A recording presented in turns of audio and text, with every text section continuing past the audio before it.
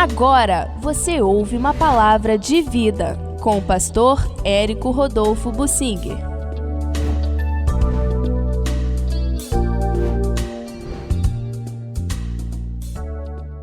Eu quero falar sobre a tentação, que é um perigo que provém de uma grande vitória.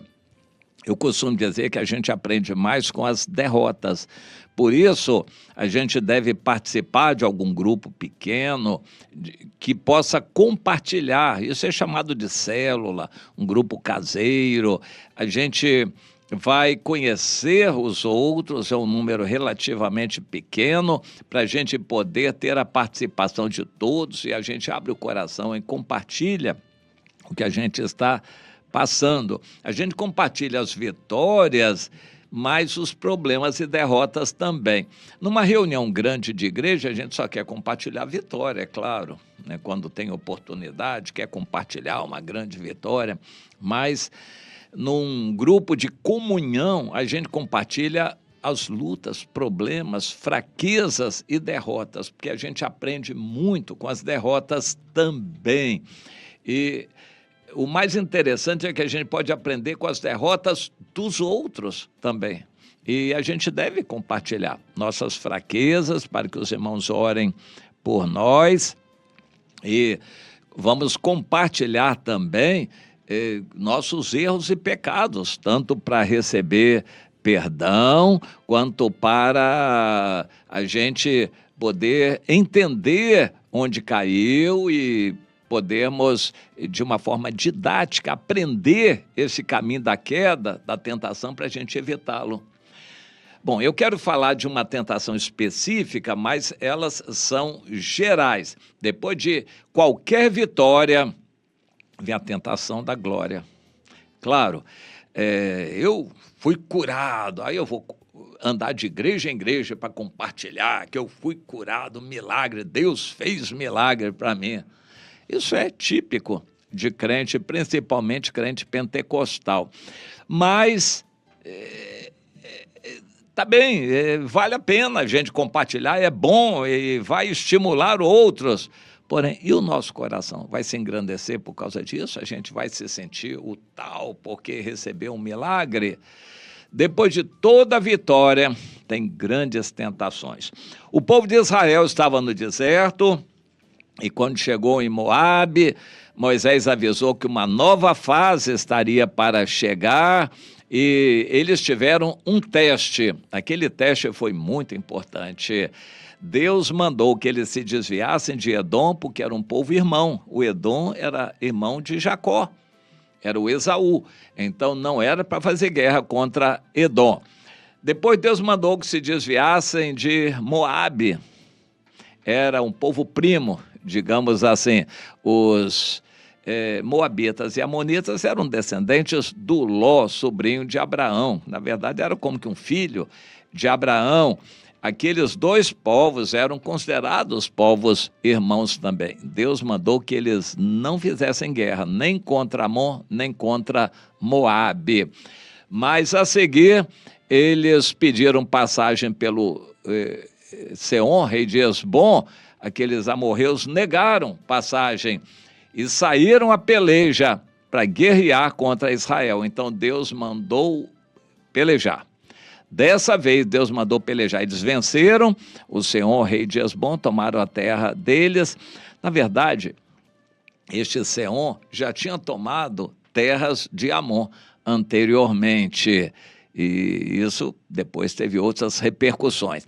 Mas aquele Seom era rei em Hesbom, que era a sua capital, dirigia um país ali do outro lado do Jordão e fez guerra a Israel. Deus mandou que Israel guerreasse sob a liderança de Josué. Já era uma prévia, uma preparação para as guerras que eles teriam quando passassem o Jordão, na terra de Canaã. Venceram e tomaram posse de todas as cidades, tomaram despojo de gado, outras riquezas e tomaram aquele território. E aí foram mais adiante e um outro povo que vivia em paz com o Seom, que eram os de Bazã, tinham um rei diferente. O Og era um gigante, era dos poucos refaíns que sobraram, um gigante. E ele, claro, se aproveitava do tamanho, da força para dominar e liderou, se tornou o rei daquele povo. Era uma região boa de pastagens, tinha muita riqueza, muito gado, era um povo poderoso, muitas cidades, e eles se sentiram fortes o suficiente para lutarem contra Israel. Quando eles viram que Israel tomou Hesbom, eles sentiram o desafio: temos que partir imediatamente para a guerra, aproveitar que eles estão fracos dessa guerra e nós não vamos deixar, porque eles a seguir vão nos atacar também, então vamos atacá-los primeiro. E o Og, rei de Bazã, partiu para cima de Israel, mas o Senhor pelejava por Israel e deu ordem: Josué, peleje contra eles. E o Josué pelejou e mais uma vez venceram. Aquele território todo foi tomado, é um planalto assim a leste, à direita no mapa do Rio Jordão. Tomaram toda aquela terra, muito gado, como despojo. E aí Deus diz: bom, agora vocês se preparem para atravessarem o Rio Jordão, e o que vocês fizeram aí, vocês vão fazer do lado de cá. A terra do lado de cá é a terra que eu prometi para vocês, a terra de Canaã, a terra que eu mostrei para o Moisés no cume do monte, do Nebo. Essa terra que eu mostrei é a terra que eu vou dar para vocês. Então vocês treinaram, se exercitaram na guerra aí do lado leste do Jordão. Agora vocês vão passar para o oeste, atravessar o Rio Jordão, e aí vão começar as guerras para tomar o território que verdadeiramente é de vocês, que eu prometi a Abraão. E eles fizeram. Porém, quando eles estavam se agrupando, se reunindo, estavam cuidando do gado deles, os israelitas olharam para aquele gado todo, pensaram, essa terra é maravilhosa, todo aquele planalto de Bazã, de pastagens verdejantes, num local, o Oriente Médio, onde a predominância é de desertos, terras secas. Bazã era um oásis, era um local maravilhoso. Por quê? Porque ali perto tem o Monte Hermon, 2.500 metros de altitude, e o Monte Hermon é muito alto, o topo dele quase sempre está com neve e branquinho. Ele, sendo alto, atrai as nuvens que evaporam do mar Mediterrâneo, e aquelas nuvens ficam em volta da montanha e fazem chover ou pelo menos cair um sereno, aquela neblina, o orvalho, que também rega as plantas. E assim aquela região em volta do Monte Hermon, o Planalto de Bazã, é totalmente regado. É uma região muito bonita. Hoje, quando a gente pega o Google Maps, a gente olha de cima, a gente vê aquela região ali. Outras regiões à direita, totalmente desérticas, amareladas, assim, bege, aquela cor de deserto. Quando a gente chega ali na região do Bazã, tudo é verdinho, visto de satélite. A gente vê hoje, mas já era assim. E muito gado, muita pastagem. Logo, logo, os israelitas perguntaram: Moisés, a gente não pode ficar por aqui? Já que essa terra está dominada, deixa a gente ficar por aqui. E o Moisés disse: olha, há um problema sério, o povo é um só, tem que estar unido. Se vocês ficarem aqui, ou se ficarem acolá, daqui a pouco ninguém está junto mais. E como vão fazer as guerras do lado de lá? Vocês vão desfalcar. Aí, 2,5 tribos, Ruben, Gade e metade de Manassés, os gileaditas de Manassés, eles pensaram, então nós vamos fazer um acordo. Como nós já temos muito gado, nós vamos construir currais aqui para o nosso gado, cidades para nossas crianças, e nós homens vamos passar à frente dos outros para pelejar lá na terra de Canaã. Tá bom assim? Moisés disse, então, se vocês se comprometem a lutar junto com seus irmãos até que toda a terra esteja conquistada do lado de lá, então eu vou deixar vocês ficarem do lado de cá. Ficamos assim, nesse acordo. Vocês organizem aí cidades, currais para habitação das mulheres e das crianças e o gado, e vocês passem na frente dos outros irmãos israelitas para pelejar com eles. E foi feito esse acordo. Bom, no capítulo 3 de Deuteronômio, Moisés fala nisto e lembra este compromisso que, em princípio, foi cumprido. Mas a gente vê o depois. Eu quero focalizar o depois para encerrar esta reflexão. O depois sempre existe. Meu irmão, quando você pensa em brigar, Salomão fala nisso, você parte para uma briga sempre pensando em bater no outro. Você pensa em apanhar também do outro. Numa briga a gente bate e a gente apanha. Você está preparado para apanhar? A gente sempre pensa em bater, nunca pensa em apanhar. Mas na briga tem isto. E vocês estão preparados? Tem consequências. Você gasta o seu dinheiro todo, a tentação é grande de gastar. E depois? Vai ficar sem dinheiro? Vai passar fome? Vai ficar apertado, devendo, sem poder pagar? Vai passar essa vergonha? Tem que pensar no depois. Você vive aqui na terra, come, bebe, se delicia, faz e acontece, se diverte, sexo e tudo mais. Você está pensando na eternidade?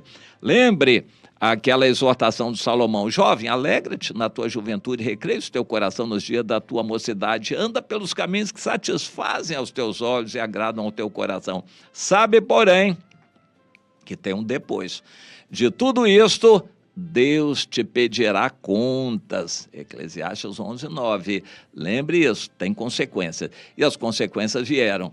Bom, para começar, aquelas tribos transjordânicas, Ruben, Gade, metade de Manassés, fizeram aquilo e passaram o Jordão para pelejar. Mas de 120 mil homens que eles eram, mais ou menos, só mais ou menos 40 mil passaram, a terça parte só, já começaram a falhar por aí. 2/3 dos homens ficaram do lado de lá, não obedeceram. Bom, mas eles podiam se revezar, então mais 40 mil vinham, esses 40 mil voltavam, não sei como isso foi feito. O fato é que eles lutaram, cumpriram parcialmente o trato. E Deus deu vitória do lado de cá também. Tomaram toda a terra de Canaã, debaixo da liderança do Josué, e as tribos transjordânicas, por fim, voltaram. Não era para eles terem ficado lá. Eles estariam longe do tabernáculo, longe dos outros irmãos, e por fim eles se esfriaram mais depressa, se afastaram de Deus e foram os primeiros a serem devorados pelos inimigos, conquistados e levados em cativeiro, e acabou a história daquelas tribos transjordânicas. Quiseram o melhor, por fim perderam tudo. Eles tinham que ter pensado no depois. Meu irmão, você quer aproveitar a vida ou você quer perder a sua vida e ganhar a vida eterna? Não dá para conciliar. Você aproveitar a vida aqui e aproveitar a vida eterna, não dá. Ou aqui ou lá. Se você morrer para a velha vida, para esta vida aqui, você vai ter direito à vida eterna, mas tem que morrer.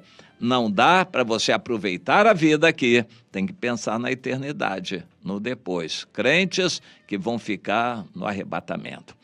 O coração deles está aqui na terra, nas coisas deste mundo. Você está assim? Aquelas tribos transjordânicas foram as primeiras a serem consumidas. Eles não pensaram naquilo, quiseram o melhor, como o Ló que foi para Sodoma e Gomorra.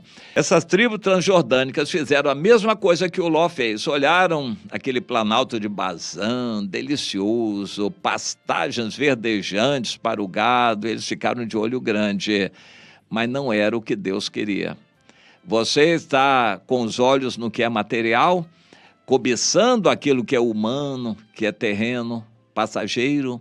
Você está pensando na vida eterna, morrer para essa vida, para ganhar a vida eterna. Você está pensando nisso? Pense nas consequências. A história daquelas tribos, depois isso é lembrado mais tarde, foi uma história triste, mas Deus quer que a gente aprenda com as lições. Meu irmão, você quer ser grande para o mundo? Minha irmã, você quer aproveitar o mundo? Minha irmã, você gosta do mundo, família, se delicia, festinhas, prazer, casa boa, conforto, diversão, comida. Você se delicia com as coisas deste mundo? Ou você está almejando a volta de Jesus, desejando morar, ansiosamente morar com Jesus na eternidade? Pois é, você tem que pensar ou aqui ou lá. Não adianta querer o melhor agora e desprezar a obediência ao Senhor, os tesouros que Deus tem preparado no céu, a casa que Jesus foi preparar. Você está valorizando isso, morrendo para as coisas do mundo, para servir ao Senhor de todo o seu coração, servir a seus irmãos. Você está neste caminho?